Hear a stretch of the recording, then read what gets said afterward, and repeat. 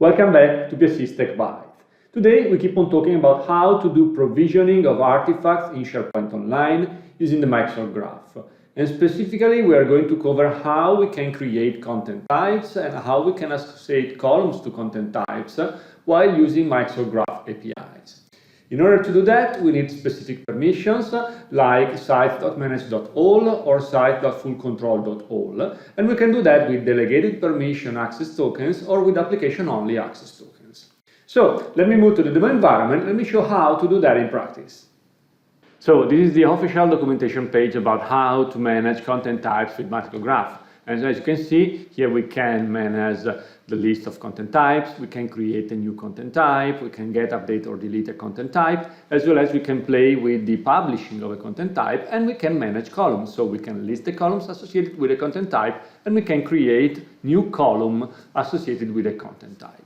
Now here I have a site collection that I created, and I'm using for the sake of showing you a sample. So here we have the content type gallery of our site collection.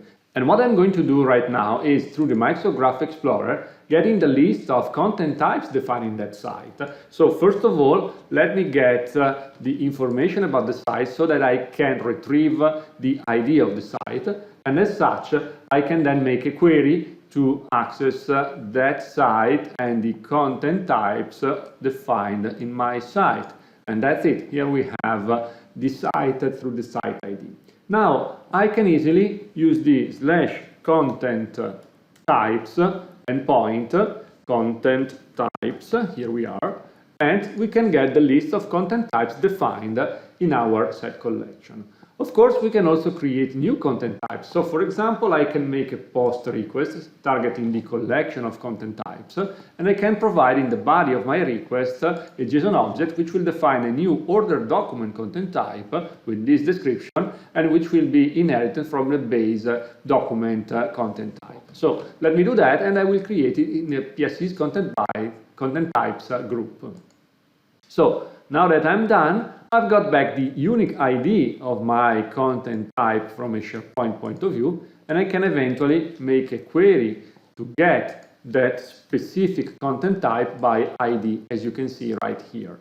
If I go back in this page, I can refresh the page and search for order in order to see that we have the content type that I just created, and here we have the content type that I just showed you. But as you can see, we don't have any column defined in this content type.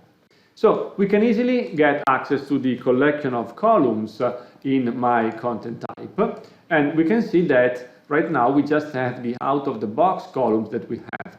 But we can again, and one more time, easily create a new column. What I will do right now will be to rely on an already existing site column that I have defined in my site collection, still using Microsoft Graph. And you can refer to the previous episode to see how to create a field, a site column in a site.